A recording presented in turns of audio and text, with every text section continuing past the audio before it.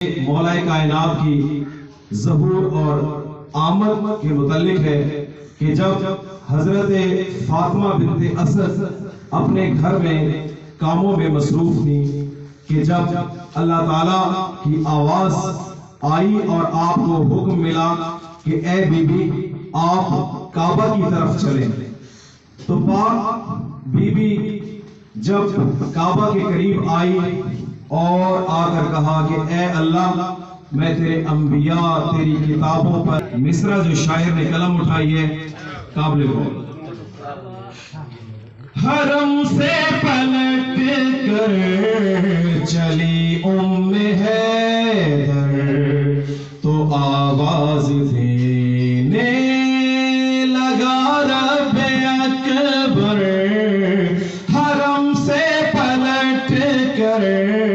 चली उम्मे हैदर